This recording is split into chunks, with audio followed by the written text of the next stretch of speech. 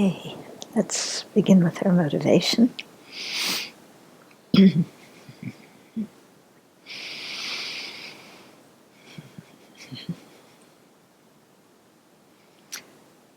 So, all of us at the very depths of our heart, our sole wish is to be happy and to be free of suffering.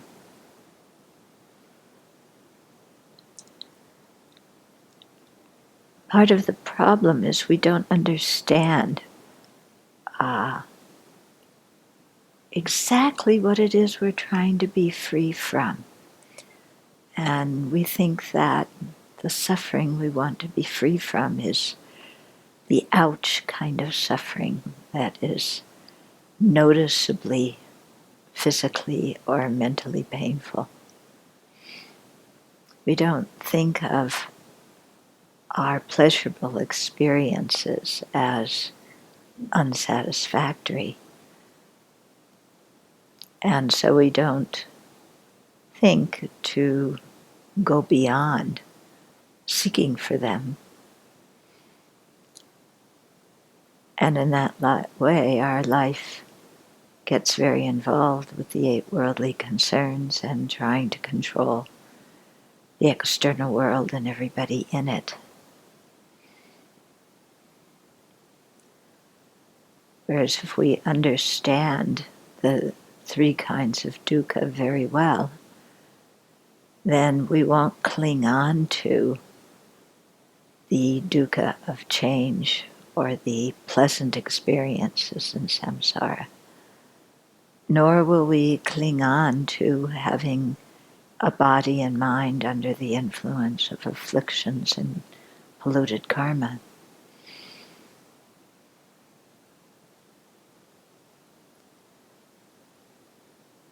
It is very important when we say that we want to be happy and free of suffering, that we're not just thinking of the ouch kind of suffering, but of all of the dukkha of samsara.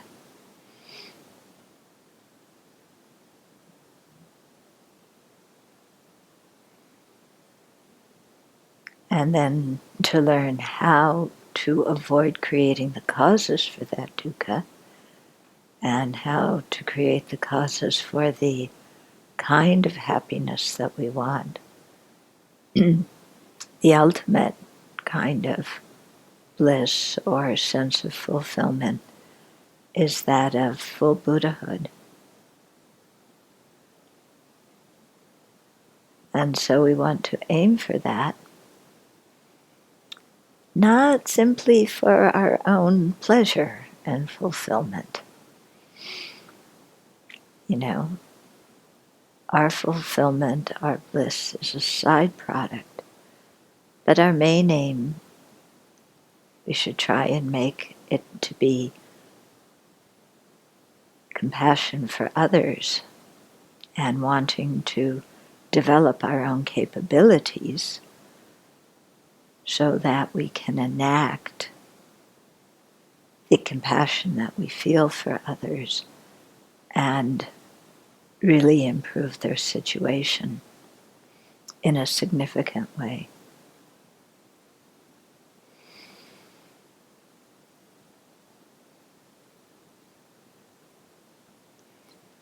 So with this kind of attitude, let's listen to the teachings on the Bodhisattva precepts so we can learn how to create the causes of happiness and avoid the causes of misery.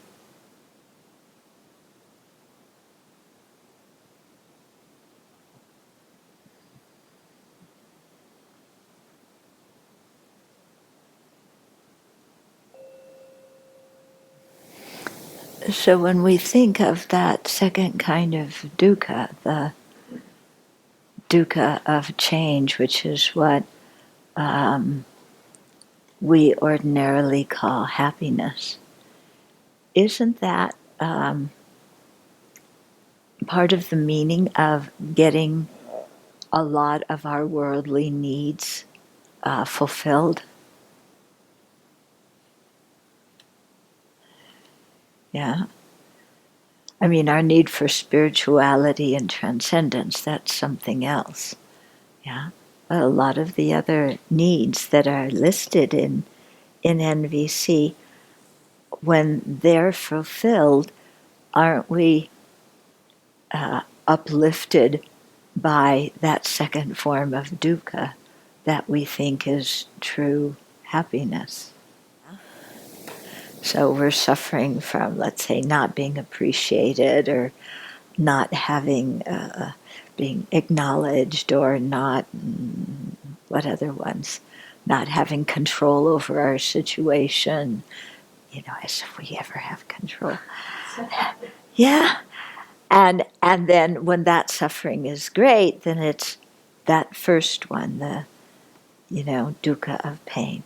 When it gets fulfilled, that need gets fulfilled a little bit, so that the big suffering has gone down and the other one is going up, then we call that happiness. Now the question comes, because they usually say when that other one goes up at a certain point, it starts becoming suffering itself too. So does having your need for, let's say, appreciation or love or whatever, ever turn into something that is unpleasant for you? Having that need met, do you ever get to a point where it's like, enough already? Yeah? Where it's like, I've got enough praise, and just you feel uncomfortable with more praise? Or you've gotten a lot of appreciation, but more begins to make you feel uncomfortable? I can think of, like, if your need for appreciation has been met, but then at a certain point your need for autonomy becomes strong, then that will may become what suffering of change, because you no longer need somebody coddling you. Oh, that's an interesting point. That fulfilling one need can make another need unmet. Yeah, because you're getting your need for appreciation met, and somebody's coddling you, and then at a certain point you scream because what you want is autonomy. Yeah, that's interesting, isn't it? That how maybe fulfilling one need can, to the excess, can interfere with another need. Yeah. It could also be the case that if we get used to getting our needs met, there may come a time when we're not able to, and then we experience pain and distress because at that particular moment we're not able to fulfill that need. Yeah. And we were used to doing that. Right.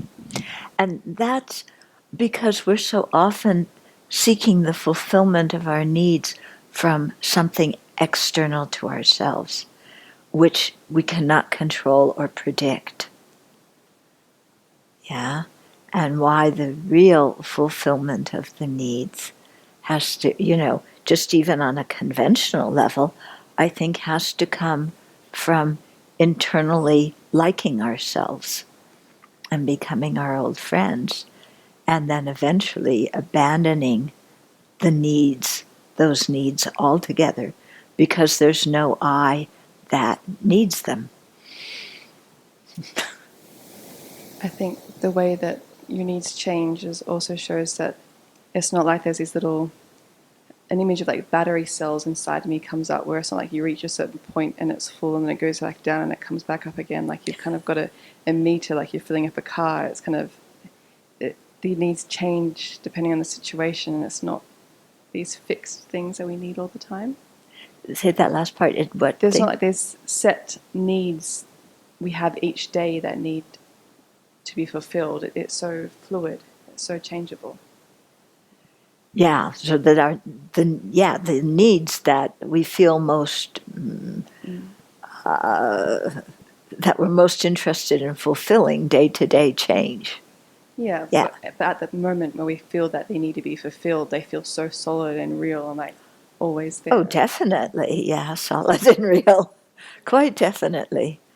And that we're experiencing this tremendous suffering if they're not met. And it would be interesting to investigate when Marshall talks about empathy for ourselves. If that can, what he's talking about there, be extended into learning how to fulfill our own needs.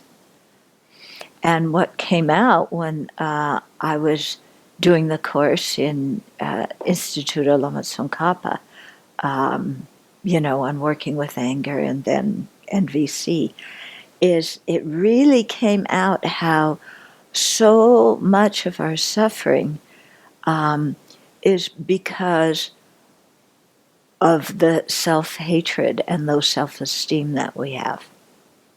That so much comes down to that, boils down to that in one way or another, and how that's not something that can be steadily fulfilled from outside, It gets fulfilled to some extent from outside, but it's not real fulfillment because we don't really believe it inside.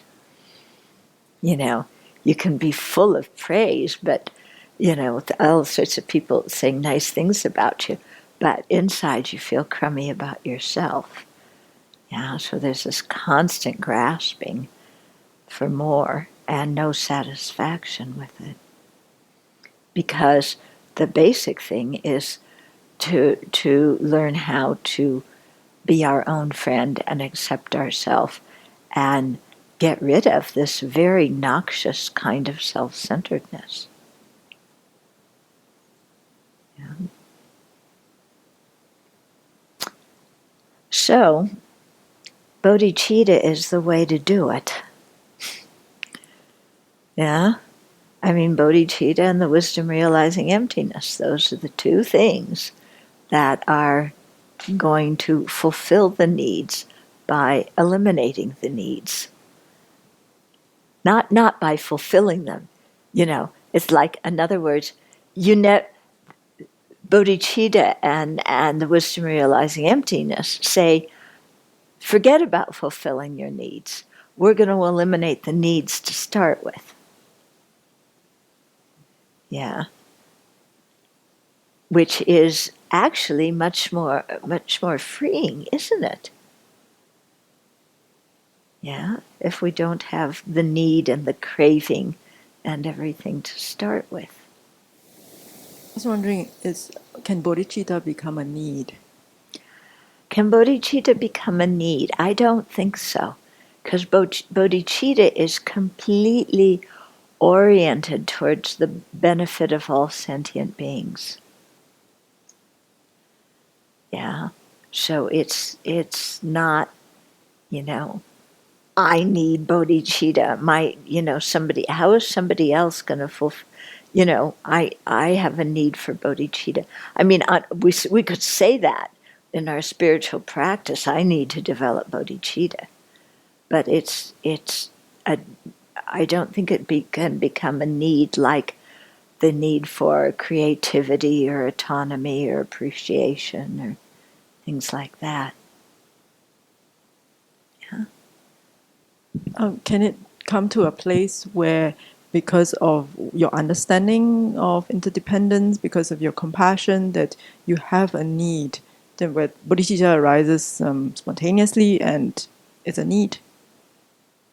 It's a form of motivation, because Lachelle also talks about needs are actually what motivates you. I think fulfilling our needs are what motivates us, not the need itself. Yeah, but I'm not sure I understand your question completely. Do you have a follow-up on her question? Two things. One, the word that I remember Lachelle using is that needs, another word for need can be values. Mm-hmm. These are what we value, and so this is, well, maybe that fits into the motivation. We value these things, and so we pursue them. Mm-hmm. I was thinking, like, for instance, for me being away, I said some of my needs were met. And some of those needs are needs like contribution, Mm-hmm. and or creativity, expression. And I wonder, it seems like Buddhists would have a huge need or a huge urge or desire to contribute, but a very different motivation for doing it. I think that's Yeah. the key. It becomes spontaneous rather than it's not about me, it's about you. Exactly. Yeah. Exactly. And that's the thing about bodhicitta. It's not about me. It's about the others. Yeah. Because we've exchanged self with others. Because what I've also read, like, when my need for respect is not met because I've spoken to someone in a terrible way, angrily, like the example of the mother's, being so angry with the child because she's scared that the child will hurt itself. And she felt really bad about it. I mean, she has a lot of regret because her need for respect was not met, as in she has a need to respect her child.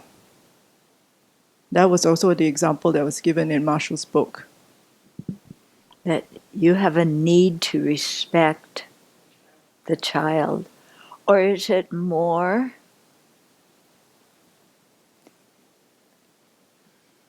Could you explain that some more? How is that a need? So I remember reading in his book that he talks about this mother, wanting to come to his course, and then that morning the child was slow, or the child was, I think, doing something that potentially would endanger the child, and then the mother got really angry and was, and then after that she regretted it, like how she spoke to the child, and then through the analysis, what was identified was her need for respect was not met, as in she has a need to respect her child, to speak to her child kindly, and that was presented as the need for respect was not met. I remember something like that in him explaining how to say sorry to somebody. Yeah, I think it was in that context, because he said, you never say sorry, you just say my need to, to feel, I mean, my need to respect you wasn't, I didn't fulfill my own need to respect you. But I think it's more, I didn't,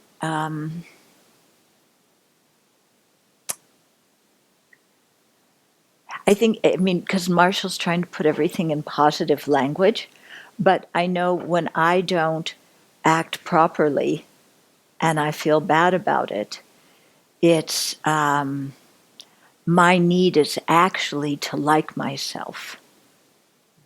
And I haven't acted according to my own need to live according to my values. Okay? So some, I'm not saying all needs are bad, but I mean, a need to live according to your value, a need for spirituality, some of those needs I think are quite different than other needs. Okay. But this deserves more thought. Is it the presence of expectation or the lack of expectation? So the word fulfilling a value doesn't include expectation. Fulfilling a value to act in the right way, but without expectation. Yeah, I think expectations very often make a mess in the situation. Yeah, when we're attached to the expectations. I mean, in normal social interaction, we do have certain expectations. We expect people to say please and thank you. We expect people, common things to be polite. There's those kind of expectations. And then there's the expectations of, I expect you to fulfill all my needs, or I expect you to be whatever I want you to be. And those really get us very tangled up. But even the ordinary ones of expecting in ordinary social discourse, if we're attached to those expectations, then we get very angry when people don't behave according to what we think are normal rules of social interaction. Yeah. So those kind of expectations you hold, but you have to learn to be really flexible. Otherwise, you're going to get angry a lot because people, we were all raised that being polite is very important, but what constitutes being polite is different for every person. Yeah. So we have to get used to people not always fulfilling our definition of what being polite is. Okay, shall we go on to the Bodhisattva precepts? I'm just making these comments because I think it's good to look at what nonviolent communication and VC is teaching, and pull the threads out and see where does it correspond to Buddhism and where doesn't it? Yeah, where is it thinking about just this life? Where is the need going beyond just, the happiness of this life? Yeah. And so here's, the whole thing of, am I doing it for me or am I doing it for you?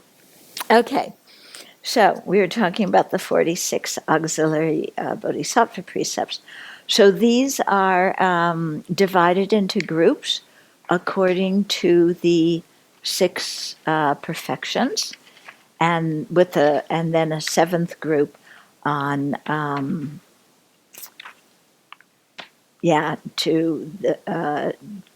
specializing in the ethical conduct of benefiting others.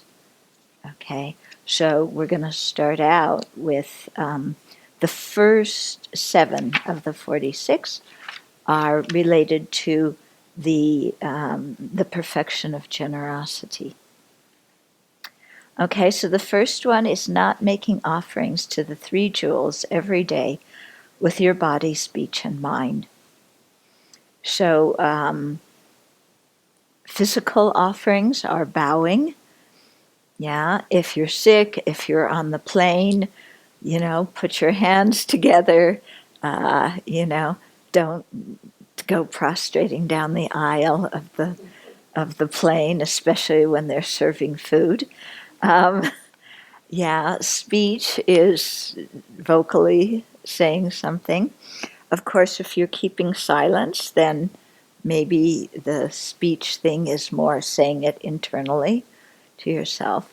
And then mind can be either doing the visualization or generating the appropriate feelings that the visualizations and the words and the actions are trying to get you to feel. Okay? So those are things we should be aware of every day and try to do. So that's why it's very nice and in keeping with our refuge precepts. When we get up in the morning, get out of bed, and first thing we do is make 3 prostrations to the 3 jewels. Yeah, His Holiness says the first thing he does when he wakes up in the morning is to recite the praise to Nagarjuna, usually the one I think that's in the praise to the Buddha that is in Nagarjuna's Karikas. I think he recites that one. Okay. And then the second one is acting out selfish thoughts of desire to gain material possessions and reputation. This one is really difficult. Okay? So they say that there's 4 aspects of desire, of attachment. One is strong desire. One is dissatisfaction. So to recognize when we're dissatisfied, it's because there's a lot of attachment in our mind. Okay?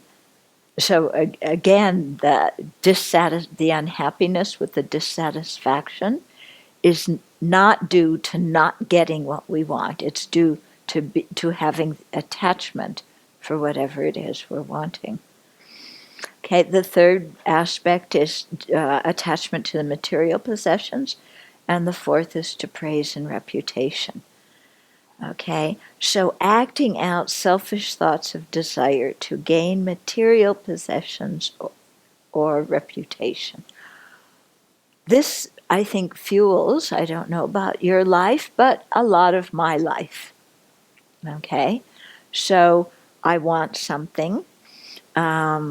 Today, I went back for seconds. There was one piece of tofu left, and a Venerable Jampa was also at the table getting some more soup, and I went to grab the piece of tofu before she could get it. Even though I didn't know if she wanted it or not, I made sure I got it first. And then I went to get more soup. So like that. It's a small thing, but it completely fulfills the definition here. So if that's a small thing, then think of how many big ones we also do, day to day to get the material things that we want. Yeah. So again, this is acting out thoughts of desire. It's when we go to get our lunch, we have to eat lunch. We offer the food. We say that we're eating it to sustain our body. Yeah, not out of to make our bodies, very muscular and athletic, and not to make it, attractive. We're doing it solely to sustain our life. Okay, and so going to get that food that has been offered to us, that's not acting out of desire. Okay? If our mind is in the right place. Yeah. If our mind isn't in the right place, then our bowl is full of all sorts of things that were served at other times when we weren't eating, that we collected to make sure we would get to eat that at some other time. Okay? So that would be an example of acting out thoughts of desire. Okay? So we don't eat in the evening, but we make sure we take the food that was served in the evening so we could eat it at another time. Yeah. So the mind is still eating in the evening. Yeah, the body may not be, but the mind is. Okay? You switch rooms. How can I take, the things that I like with me? What we don't take any of the furniture, but what exactly is considered furniture? This lamp isn't considered furniture. I can take the lamp I like with me because it's not furniture. And I'll put the lamp that's in my new room in the old room so that somebody else can suffer with it. Yeah? So, just to watch how the selfish thoughts of desire come. And again, really focus on the big ones, We could sit there and kick ourselves forever about the small ones, like the one about the tofu. If I sat there and got so mad at myself, oh, you got a piece of tofu, and you stole it from Venerable Jampa, even though you didn't even know she wanted it. Did you want that tofu? Oh, shoo. Oh, I'm not guilty. That saved me 3 eons of guilt. She didn't even want it. But I wanted it. Yeah. And now my greed is just exposed and it's terrible. And food, I'm always so greedy for food. This is terrible. How can I call myself a Dharma practitioner if I'm so greedy for food? I think I better not eat ever again. Yeah, that doesn't stop your greed for food. Yeah. So, the idea with these things is not to go into over dramatized hate myself, kick myself, self-flagellation over some small thing, but look at the big ones that really mess up your life. Okay, the big ones that are going to bring conflict with other people. And in some case, taking that lamp with you might be that thing. Okay? So just, be aware. Like setting up your own empire in the meditation hall, and your one little, thing is not enough. So you start to expand with two little, it's the central one, then one on each side going the opposite direction. Then you need a nice, beautiful cloth to cover it. Yeah. But your water bottle, you can't put on top of it because the table isn't real straight. So you need more space to put your water bottle, and then pretty soon the person next to you has no space to sit down because your empire is expanding as if you were Catherine the Great. Okay? Yeah. So, yeah, those kinds of things that can be very inconvenient with others. But also, especially, but oh, you go to teach somewhere and you put your heart into teaching, and then the people don't give very much dana.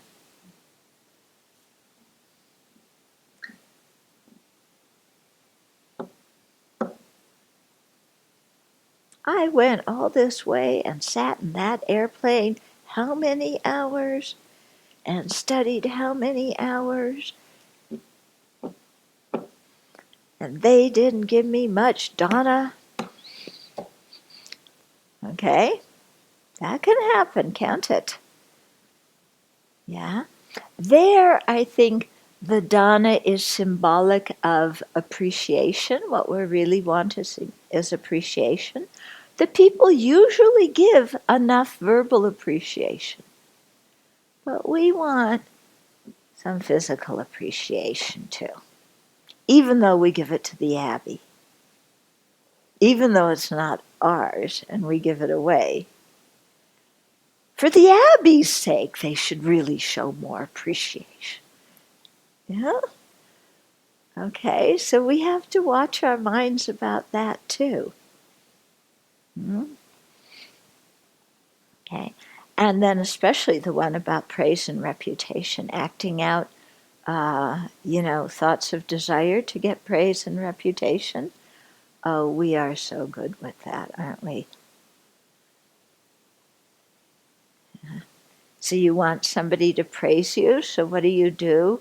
I mean, remember when you were a layperson and you had some new something and nobody commented on it, and so you go, oh, this junky old blouse, hint, hint, hint, so that somebody says, oh, but it looks so good on you. It's really beautiful. Yeah. Or, just all sorts of ways of getting our needs for appreciation and love and respect and so on met. How we drop hints, how we praise people, how we know how to operate to get that. Yeah? And so it's basically selfish desire, isn't it? Yeah. Coming out of a mind that doesn't believe in ourselves. Yeah. Which is related to a mind that thinks that we should be perfect, and a mind that gets mad at ourselves when we aren't perfect, and that mind of low self-esteem. So all that kind of stuff, it's all coming together. It's all different angles at that same thing, you know. And so we try and get money, possessions, sometimes because it symbolizes respect and appreciation and so on, and it'll give us a good reputation, but sometimes for the physical comfort of it. And then, you know, the need for reputation and praise, so that we'll feel that we're useful, so that we're good. For some people, they feel like unless I can do something, I don't deserve to be here. Yeah, so I better put out something that other people appreciate. Otherwise, I don't deserve to eat or to be alive or whatever it is. Some kind of contorted way of thinking, isn't it? Yeah. So that kind of stuff we want to really, you know, work on, because that fulfills the definition of this. Yeah. I just saw Mudita walk up. She's a good example. She's quite needy. Yeah? Yeah? You know, emotionally, she's quite needy. She's sweet as can be, but she, you know, her neediness can sometimes drive you crazy. Yeah? So, yeah, it's off, huh? Yeah. Yeah, yeah, it's a poverty mind of I need this, but whatever I get isn't enough, because there's a feeling inside of ourselves of this, you know, empty hole, and whatever's put in just leaks out. So we never get enough. It seems like that sometimes we're just confused about our needs. We think we need respect, we think we need appreciation, and we really need self-appreciation, like we were talking about earlier. I think a lot of our needs are that way. We're confused about what we really need, and we're hitting all the wrong buttons. Yeah, yeah, I agree with you. Yeah. Okay, so number 2 is quite difficult, isn't it? So we work at it slowly, gradually. Yeah, we don't criticize and clobber ourselves over the head. We confess when we, you know, transgress it. We work at it gradually and gradually improve. Okay. Then 3 is not respecting your elders. Elders, meaning those who have taken the Bodhisattva precepts before we have, or who have more Dharma experience than we do.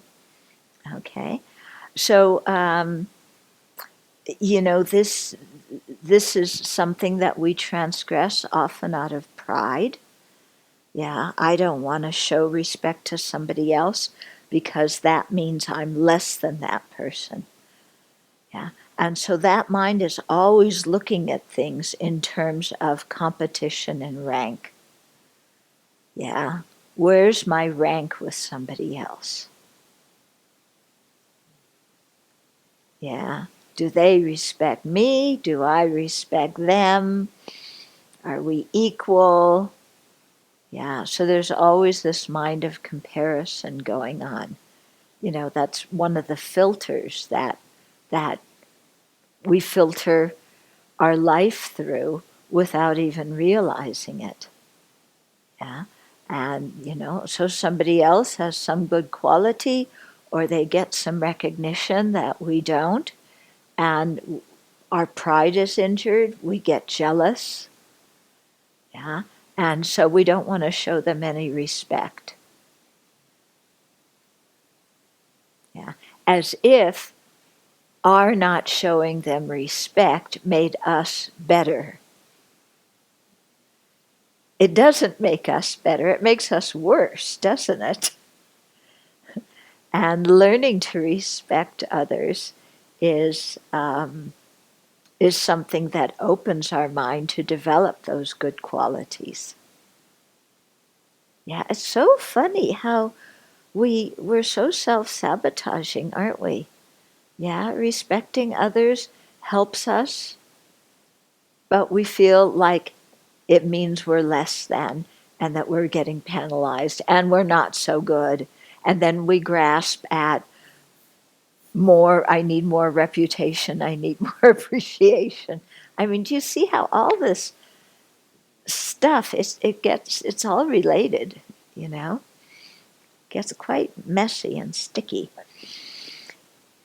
So this is, something in our ordination, you sit in ordination order. So some people really don't like that, especially if you're ordained later, in life, and you have to sit behind people who are younger than you. But I have more life experience, and I've had a career, and I've done this, and I've done that, and I understand the world more than this nincompoop 20-something that's sitting, in front of me who thinks that they're better than me are because they got ordained 2 months before me. Yeah? Do you see how that mind, imputing all this stuff on the other person, and that mind's whole way of relating to somebody is comparison in rank. Yeah? So how often do we relate to other people? Just, in other words, our whole approach to people is, what is my rank with them? Am I better than them? Am I worse than them? Am I equal to them? Yeah. And what bodhicitta is trying to do is, oh, there's another sentient being who's exactly like me. Full stop. Okay? You see the difference in just the basic way of relating to people. Yeah. So, in the Pali tradition, when they talk about the four immeasurables, they talk about metta, or loving kindness, as cultivating that as our default mode of relating to everybody. Okay?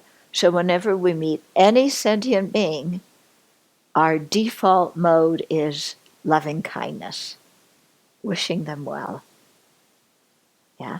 The mind that has difficulty keeping this third one is the mind where the habitual MO is, how do I rank?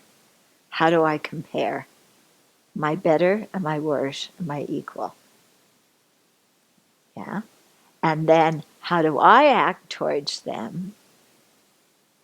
Because I'm actually better, but the ordination system says that they're better.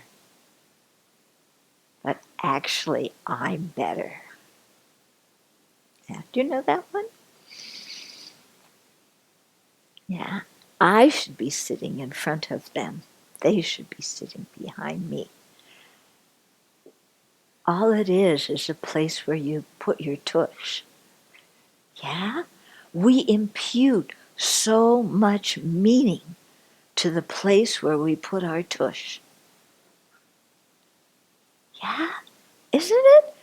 Isn't this an incredible example of imputation by mind? Conceptualization by mind. And so much stuff in society is like this. If you sit at the head of the table, it means you're more important than everybody else. Yeah. Who said so? It's societal convention. Is it reality? No.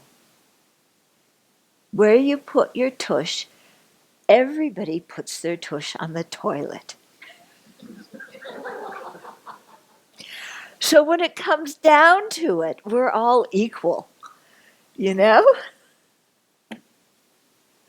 we shouldn't get so arrogant about where our tush goes in any particular situation.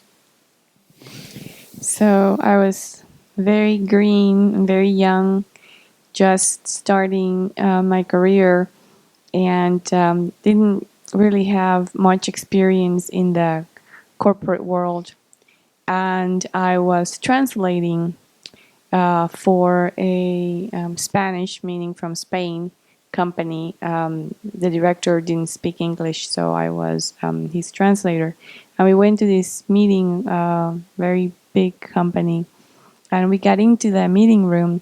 And I was trying not to sit in the middle of the table. It's a huge table, and so I picked the end, which I thought it was the foot of the table, because it's a rectangular table, so you don't know which one is the foot and which one is the head. So, Yeah. and I was trying not to be in the middle of the conversation. I wanted to be on the side so that they can talk while I was translating on this side. Well, here comes the big boss of this organization, and I was, with very little consideration, told to get up from where I was sitting because that was the head of the table and I shouldn't be sitting there. Where you put your tush on. It has to be the right side on the table. Yeah. Yeah. I had an even more embarrassing one. Going in for an interview with His Holiness with a small group of other people. So as you come in, there's some sofas and chairs, and they keep pushing you up the line to go there, and then, be ready to sit down when His Holiness comes. So I just walked to the end of the row, and then, yes, you know what happened. Then, they were supposed to sit down, and I sat down, and His Holiness says, "I think that's my chair."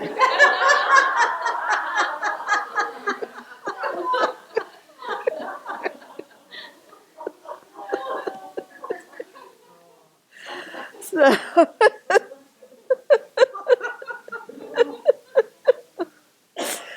yes. Yeah. But, a lot of these things about status are, they're things we're so attached to. But when you look at them, you can see how they're just created by conceptuality. Yeah, like the head of the table and the foot of the table, and where you're supposed to sit. What makes it even more confusing is that there's an assumption across a culture that everybody understands the imputations and the directions. Yes. Yeah. So then you get put into a situation where you happen to not understand what the culture is, even of a room, Yeah. of a company, or of a group of people.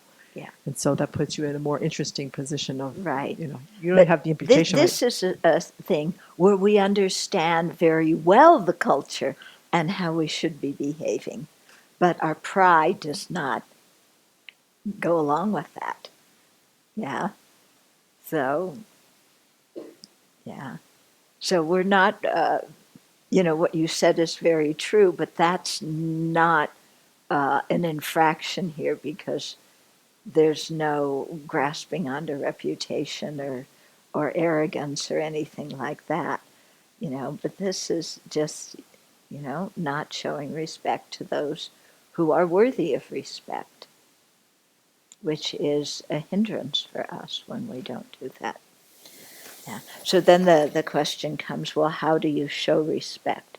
And so in each culture, there's different ways of showing respect. Yeah.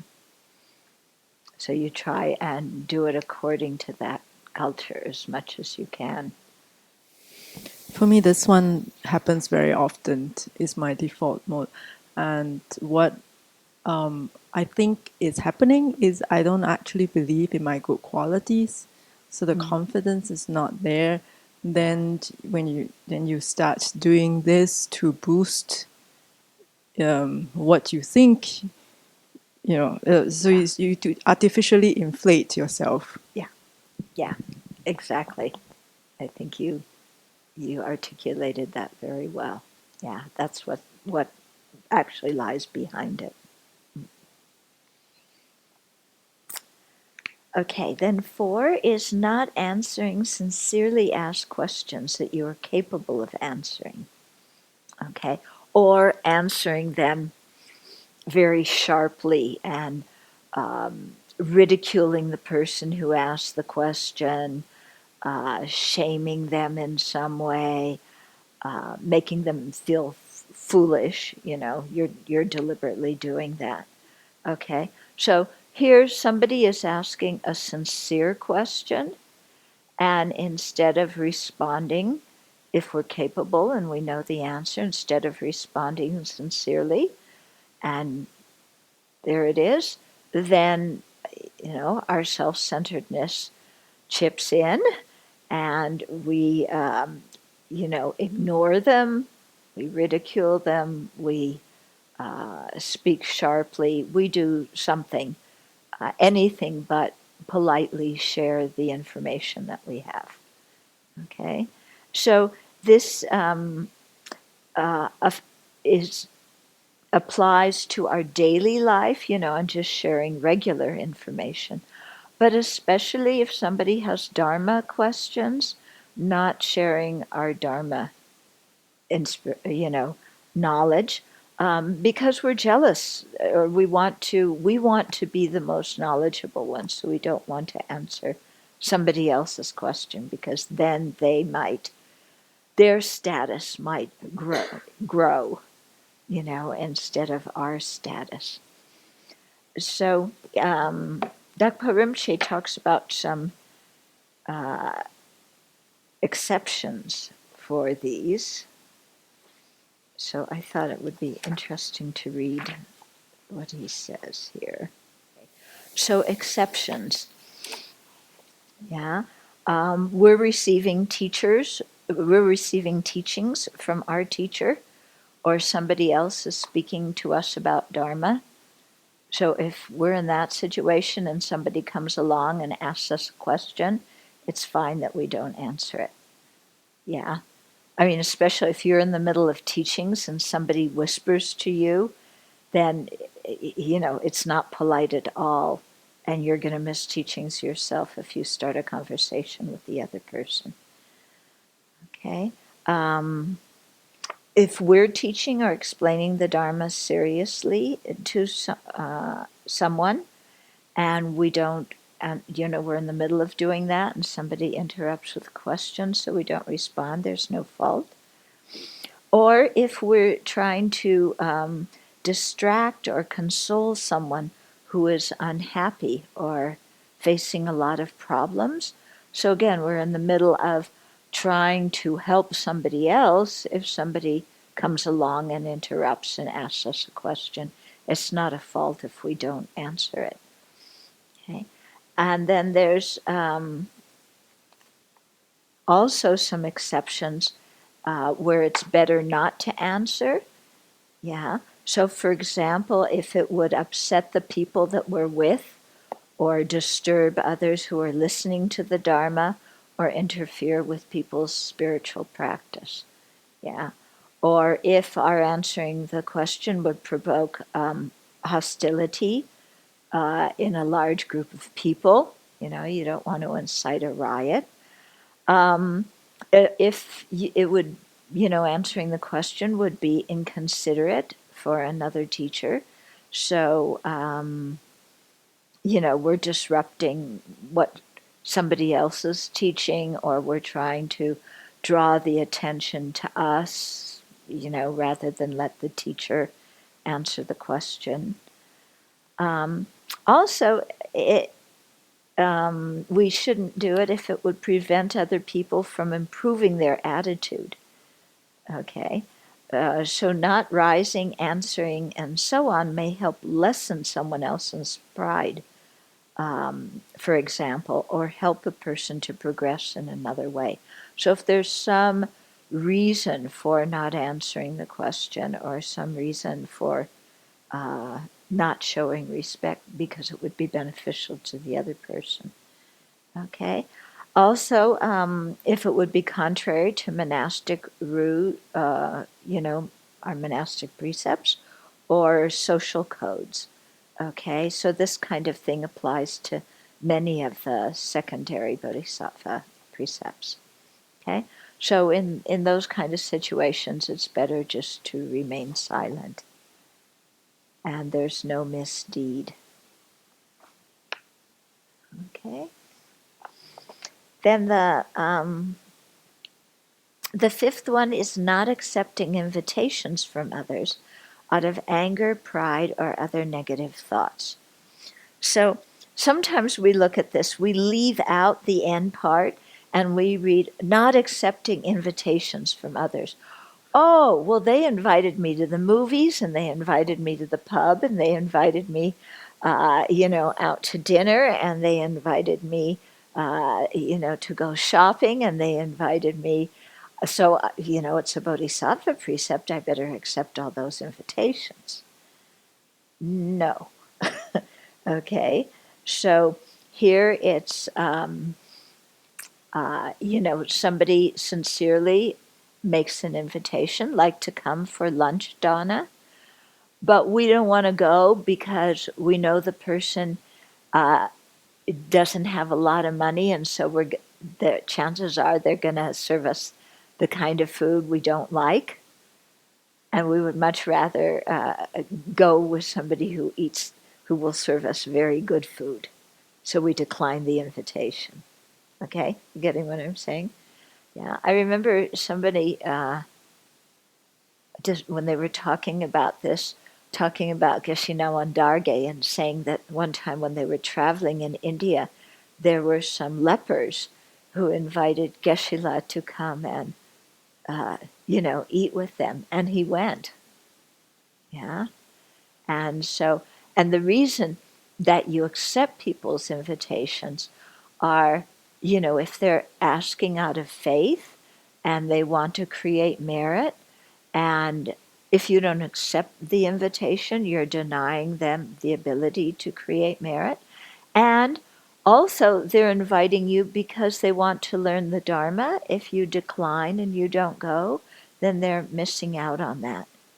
Okay, so this is a situation where there's somebody, we're in the position of being a Dharma practitioner, and somebody knows that, and they want to create merit, and they're inviting us for something, and we think either, what, the food's not going to be good, or I don't want to be seen with those people because they're lower class and I'm upper class, or I don't like those people, or I'm mad at them because of whatever happened 15 years ago, or I'm too good to be seen with them. So some kind of negative motivation, then turning down their invitation. Okay. So again, there's some exceptions here. Yeah, because people do get hurt if we turn down their invitations. So, especially if it's a sincere invitation, we should accept. But there's many exceptions, okay? So, if in the long run it's going to be more helpful to decline the invitation rather than accept it, okay? So, if for some reason you're turning it down might make somebody think more deeply about their behavior or something like that. If accepting the invitation interferes with your daily practice, yeah. So instead of using this precept as a way to get out of doing our daily practice, I must accept their invitation, yeah. Actually, we should decline the invitation if it interferes with our daily practice. Yeah, because clearly our practice is more important. Okay. Also, it's okay to decline it if it's going to interfere with our attending a Dharma teaching. Okay, especially if it's a teaching that we haven't heard or that we're not so familiar with, or if it would keep us prevent us from participating in a meaningful Dharma discussion. Okay, so instead of going to the safe discussion, somebody invited you out for something, so you accept and you go. Accepting the invitation, you can decline it if it conflicts with monastic rules, either for us if we're a monastic, or if the person who invites us is a monastic. Okay, so for example, if there's a single man who invites us out for a meal, yeah, and it's not going to look good, and we don't know who the man is and what the situation is, then we should decline. Yeah. Having said that, when I arrived at Smith College, yeah, there was a little bit of food in the refrigerator, not a lot. And so my friend, who was the professor there, he said, let's go out. He asked other people to go too, but they declined. So I wound up eating with him alone in a restaurant. But it was a crowded restaurant. Nobody thought anything of it. And it was good because he, I think, out of his compassion, ordered too much so that I had a lot of leftovers that would last the next few days. Yeah. Okay. But ordinarily, you wouldn't go out just with somebody of the opposite sex for a meal at a restaurant, especially in a Buddhist culture where people would really go, what's this person doing? Okay. Okay, if accepting the invitation would upset a large group of people, then also we shouldn't accept it. Okay. So, in other words, we should think. Yeah. And we should think what's best in the long run. I had read that one of the things that led to the Buddha's death was he was invited by like a poor man to eat at his house, and he also received an invitation from a very rich person that same day. And everyone told the Buddha, "Don't go to that first invitation. Go to the rich man's house." And I'm not sure who told him that, but the Buddha, of course, said, "No, I'm going to keep my initial promise." And then when he went to the man's house, the man served him mushrooms that ended up being poisonous, and it made him sick, and then it led to his eventual death. And is that story true? Do you happen to know that? I've heard variations like that. I mean, the idea was that it was food poisoning that caused him to eat. I don't know all the other details about another invitation and all of that, because I'm not well versed on all these stories. But I'm sure the Buddha knew what was going to happen anyway. The exception, it would upset a large group of people. What constitutes large and what's small? I mean, what if it's just upsetting one or two people? Yeah. Well, you just have to see. I mean, it's the thing of using your common sense. If you accept an invitation and it's going to create a big hoopla, then, it's not like, well, if it creates a hoopla for 4 people, that's okay, but for 5 people, that's too many. No, you use your common sense, I think. What about if it's an invitation from a person in, for example, I know I would be very unskilled and feelings of anger might arise, and I just know I would be really unskilled. And so how would I handle that? Can you give me a clearer example of? like a situation where that would occur? I'll give you a more generic one. I was talking with some friends who have been declining invitations with people they know who voted for President Trump. And they just, that's a more generic sort of Yes. thing. Yeah. And they just know it's gonna not go so well, and they don't want to be in a state of anger or speak out. Yeah. So I'll just state it Okay. like okay. that. Okay. Yeah. That's a good enough example. Okay. And it could go the other way too. That Trump supporters not accept invitation by somebody who voted for Hillary. Either way it could go. So I think we have to really look there and like, are we sure that the conversation will go to politics? It, or is there a way where we can steer the conversation away from politics? Because I remember when I was younger, a lot of the students, they didn't want to go home for Thanksgiving because of their parents supported the Vietnam War and they were against the Vietnam War, and they knew what the dinner table conversation was going to be like.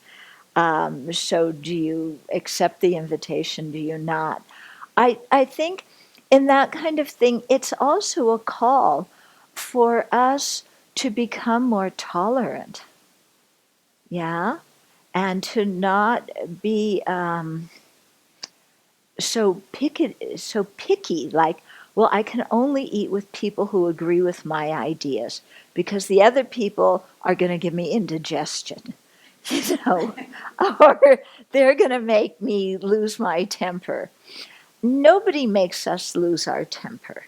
Yeah, we lose it all by ourselves.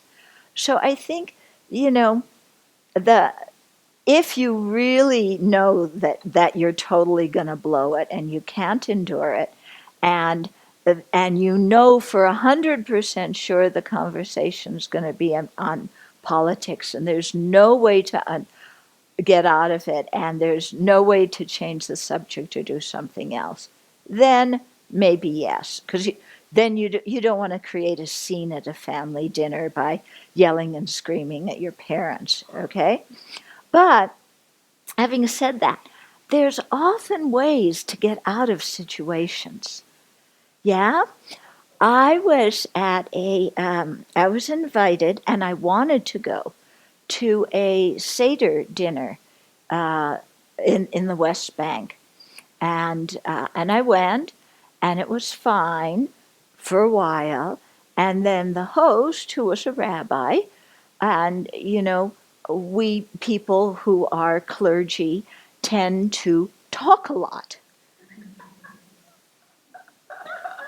Yeah, clergy talks a lot, don't they? And you're used to giving a talk and people listening to you because you're so interesting. So it was a very nice thing. I mean, he invited me. I was a Buddhist. There was one Swami there, who was Hindu, and we were the guests, and it was very nice. And so he got into pontificating, and there's a certain way that certain groups of people pontificate. And, so it was late because these things last until like 4 a.m.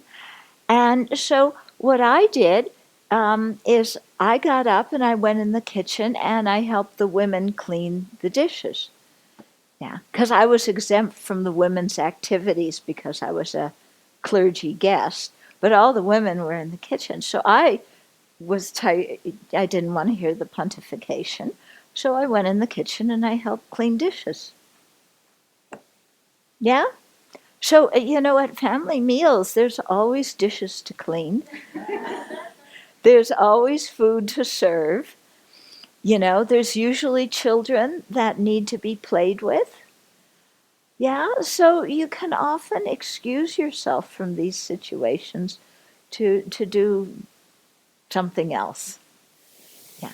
But if it's going to interfere with your Dharma practice, then okay, you can say, excuse me, I can't come. Someone online is asking, as a layperson, is it then okay to decline a family invitation to a birthday party for a child that you know will be for a child which you know will upset the mother of the child in order to attend a special Dharma teaching? Say that again. I got Sorry. lost somewhere between the party and the Dharma teaching. So the person's asking, as a layperson, is it okay to decline going to a party for a child, Yeah. knowing that it's going to upset the child's mother in a family context, Yeah. to attend a special Dharma teaching? Yeah. If there's a special Dharma teaching that is important to go to, I think it's okay to decline the invitation. You may not say to the person, well, there's this special Dharma teaching I'm going to, because maybe the person isn't Buddhist, but you could say, I'm really sorry. There's something that I made a commitment to attend a long time ago, and I have a commitment to attend that. I'm very sorry I can't come. Yeah. And I mean, people get upset. What to do? Yeah. Okay. So, but I think the main thing here is if somebody is inviting you because they want to create merit and because they want to learn the Dharma, and you decline out of anger or something like that. I don't think this precept is talking so much about just regular social situations. Yeah, where of course you have some freedom to say, no, I'm not, I don't feel like going. Your friends ask you to go out to the pub and you really don't want to drink, and you say no. So this precept is not saying that you're obliged to accept every invitation. Yeah, because I think the precept is specifically, it's not for a general social context, especially if people are inviting you to do things that you consider that not a good use of your time.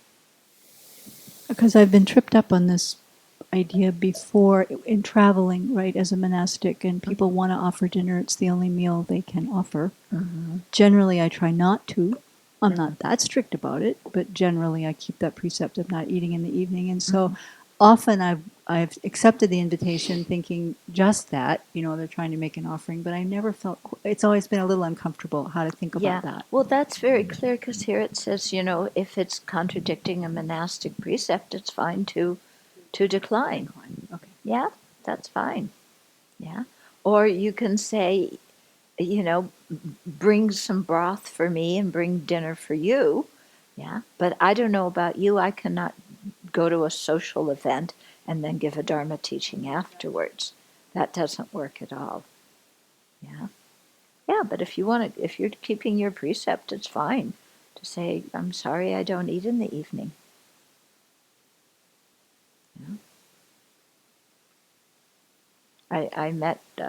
I know one monastic who sometimes eats, sometimes doesn't, and she really started not to eat more in the evening because she was getting so many invitations, and she just felt it was like not good use of her time to be going out from, because meals take a long time.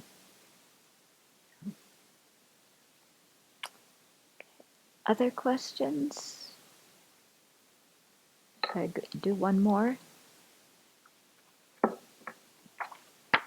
Okay. So number 6, not accepting gifts of money, gold, or other precious substances that others offer to you. Okay. So here again, the situation is, I think, one where somebody really wants to be generous, and we're not giving them the opportunity to be generous. So this could be in a Dharma situation. Somebody wants to create merit by giving, and we deny them. But it could be, I think, in a regular social situation too, where somebody really, some people, they love to be generous. They take so much delight, in giving other people things. And if we don't accept it, it denies them that delight. Excuse me. Okay, so so we should accept things, and here it's specifying money, gold, and other precious things, and that's especially for monastics because we're not allowed to touch those things, according to our Pratimosha precepts. But here it's saying to give the other person the opportunity to be generous, then it's fine to accept those things. Yeah. However, we should not be attached to them. Yeah, it shouldn't be that somebody, gives us a gold Rolex watch, which we then put on and proudly display. Yeah, that wouldn't be. Very good. And so here, one of the exceptions to it is there's no fault in refusing the gift when we feel that accepting it would strengthen our attachment. Yeah? So very clear. If somebody's going to give you something that you're attached to and that you feel would strengthen your attachment, it's fine to decline it. Yeah? Other things that are exceptions are if we suspect that the person may later regret having given it, or if we we think that actually the gift is meant for somebody else and they confused us with another person, we can decline it. If we're concerned that the other person really can't afford to give us that gift and it's going to really hurt them financially, then, we should decline it. It's actually better to do that. Also, if we think that it's something that has already been offered to the three jewels, or been donated to Buddhist statues or to the Sangha, and somehow the person got it, you know, maybe they took it without asking, or maybe, you know, because something like when they loot monasteries, and then it was happening a lot after the Cultural Revolution, looting monasteries, and then these antiques showing up in Hong Kong and being sold for exorbitant prices, and it not being it said, don't buy something like that has been looted from a temple. But then other people think, if I can buy it and return it to the temple, then that would be good. Okay.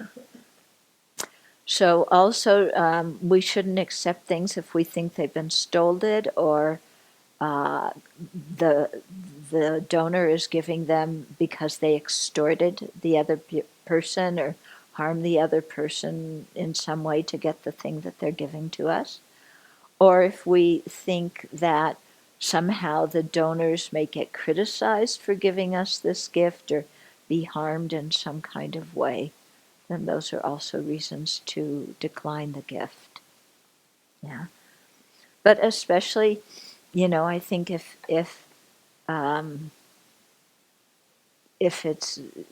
we think that it's going to increase our attachment or our distraction or whatever.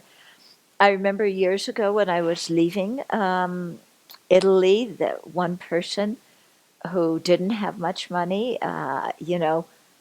she wanted so much to give me something, and she gave me her watch, and I knew she needed it, and I knew she didn't have a lot of money, and so I didn't accept it. What I've learned subsequently to do is, because she really wanted to give it, is to accept it and say thank you very much. And I also want to create merit, so I'm going to offer it back to you. So please allow me to create merit too and accept it. Yeah. So I've learned that that often works much better because the person does want to give and they want their gift accepted. And they do create merit that way. And then, I also want to create merit and I really want them to have it because I feel that, they may suffer in some way or it may be something that they're very attached to that afterwards they'll really miss.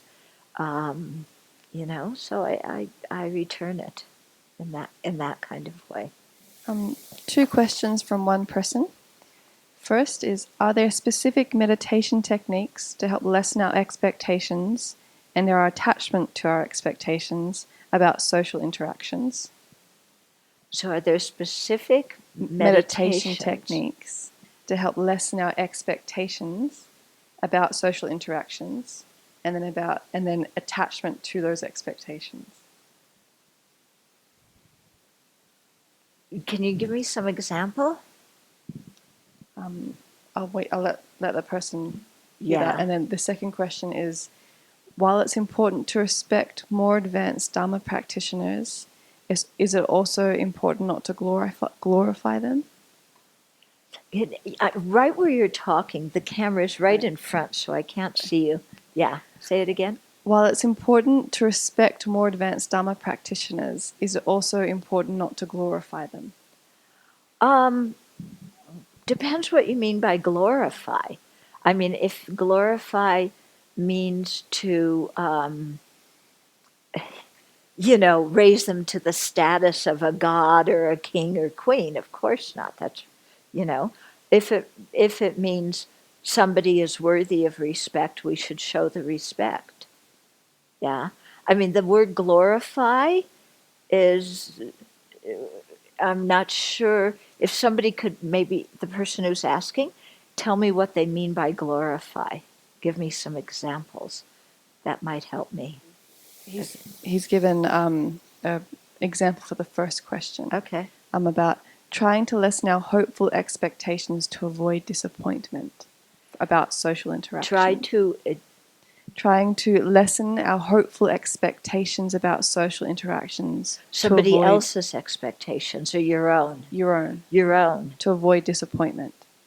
To avoid disappointment. Realize that your social expectations are based on attachment.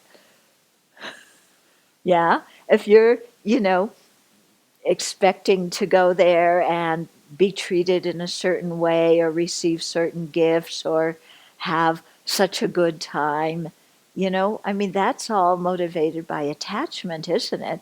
And you've developed this fantastic scene in your mind about how happy you're going to be meeting that person, and then the person shows up and they're in a bad mood or they have a stomach ache and all your big balloon just goes pop. We're the one who created the balloon due to our attachment. Okay? If that's the kind of thing that person is talking about. He said fair enough. Oh, okay. Okay. And then for glorify, he said to exaggerate the achievement or abilities based on someone's title. Okay. So I want to ask you, is it ever good to, what were the exact words? Exaggerate somebody's ability or exaggerate the achievement or abilities. Exaggerate their achievement based on their title. Is exaggeration ever something that's good to do?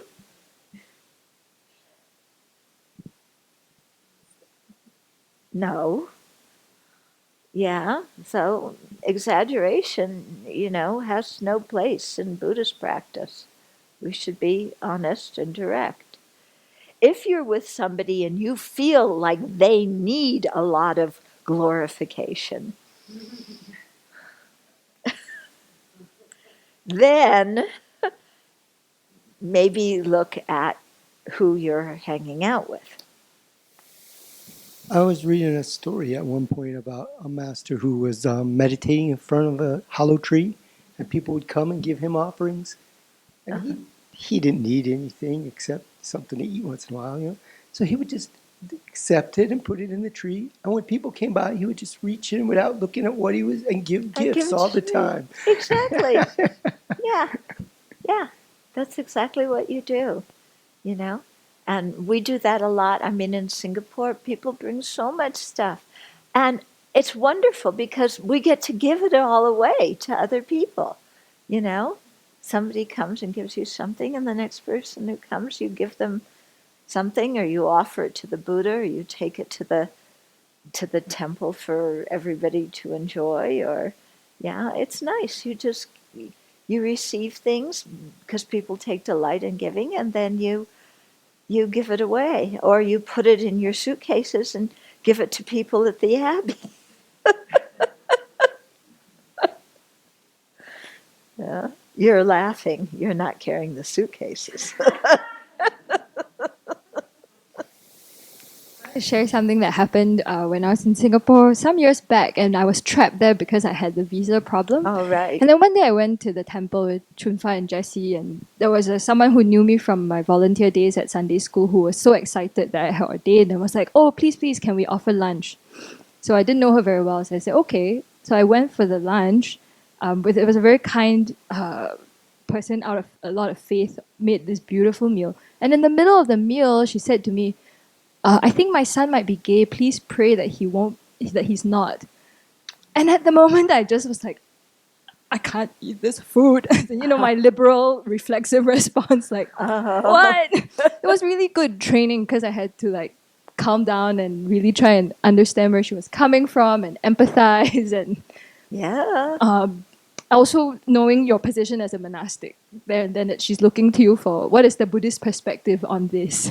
Yeah. And yeah, it was quite hard, but it helped me understand too why we have. This is part of our training, really, to accept invitations with anyone who wants to make that merit, Yeah, if we exactly. can. Right. We have to accept it, and we have to know how to skillfully reply to people who may have very different values or opinions than we do. Yeah, because they are looking to us for spiritual advice. Yeah. There was one person who was here who came with that kind of question about their child. What was it? They were wondering whether they should go. Their daughter was a lesbian. And should they go to the marriage? Yeah. And I said, yes, your daughter's happy, and she loves somebody. Go, rejoice that you have a child that's happy. And actually the mother felt quite relieved, as I remember. Yeah, she felt very relieved when I said that. To be continued. Yeah, when you're in the role as a monastic, sometimes you really have to learn to think quickly on your toes. Yeah, how to respond to different situations, how to keep your precepts, how to follow social etiquette, how to conform to expectations of Sangha in a particular country, and also how sometimes to teach people how they should treat Sangha because they don't know. Yeah. And so it's all part of our training to do this with a completely even mind. Yeah. I remember some time ago I went someplace, somewhere in the south. And so some people were greeting me outside, and then I went into the building and other people were greeting me.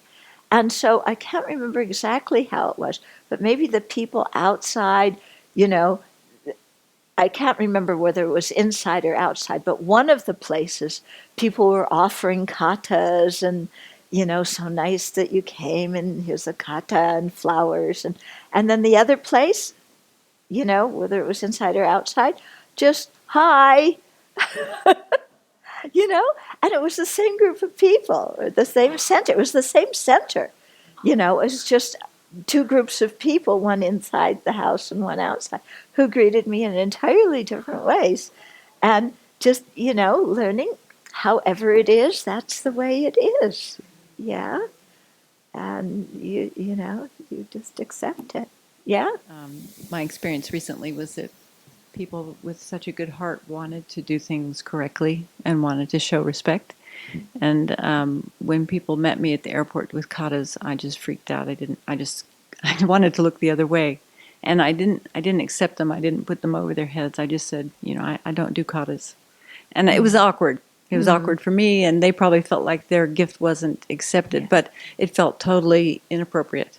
And I think there's often a mistaken understanding of who really is an appropriate recipient for offering katas and who's not, and there's probably no clear dividing line, but right. Actually, I think it's completely appropriate if you're going there to teach that they offer katas. Okay. If you feel uncomfortable putting it over their heads, you can just hold their hands, and because often the lamas do that too. They don't put it over your head; they just hold your hands, and you keep the kata. Yeah. So you can do like that. Okay. Then the other thing that made me squirm was they had special dishes for me. Oh. And I thought, this doesn't work. And they said, well, they're just teachers' dishes. They're not Lama Zopa Rinpoche's dishes. They're just dishes for the teacher. It's like... Yeah, when I went to Russia, the real reason I was making that face is the dishes at the retreat center. They looked like dishes that the Russian royalty would eat off of. Serious. They had gold edges and painted flowers, intricately painted dishes with gold on them. And I said to Cass, is there any simpler dishes around? And there weren't, and this is what they wanted to serve us on. They served Cass on those dishes too. And we invited some of the people to have lunch with us. They also ate on those dishes. I was like flabbergasted. It was like, get me away from this. But, this is what they wanted to do, and they didn't have anything else. So, okay, you eat like that. Yeah. If some places give you the teacher's dishes, and then the next place you go, they give you chipped cups. Yeah, seriously. Plastic plates and chipped cups. So, yeah, what to do? Yeah, I mean, people they're trying to show respect, so you want to be considerate. If it gets over the top, I remember like Geshe Yeshe Topton when he arrived at Pomaya, and we had these fancy Italian plates. And at his first meal, he said, take these away and bring me plastic. But he was a real renunciate. He didn't care whether people were offended by him not eating on the plates or not. I know the Theravadas have some things that they've put out, care and feeding of your monastic. And I've seen the booklets, and it's very helpful for people to know, what to serve and when to serve it and who should serve it and stuff like that. We tend to be a little bit, not, more flexible about many of those things, but then other things we aren't so flexible with. And so there's no real booklet. And people want to do what's right. And I think it is suitable for them to show respect to somebody who's teaching the Dharma. And it's not about you as the teacher. It's not about you as a person that something is so special about you. They're showing respect to the Dharma. Yeah. So, yeah. And to let them do it. If it's over the top, then you could say, like these gold dishes. But there wasn't. They didn't have. I looked in the kitchen myself. Yeah. Yeah. But what I did get out of is I didn't have to use the teacups because I like bigger mugs, so there were some mugs with just flowers, on them that were much simpler, dime store mugs. So I got out of the dainty teacup with the saucer. Didn't have to use that. Yeah. And it's people, they're coming from a good place. The thing to protect against is, you accept this once and then you start expecting it at the next place you go to. Yeah. But as it so happens with Dharma in the West, like I said, the next place you go to, they give you a chipped cup and, old plastic plates. And then, so you just get used to it, it's not about me. It's something to eat on, and that's it.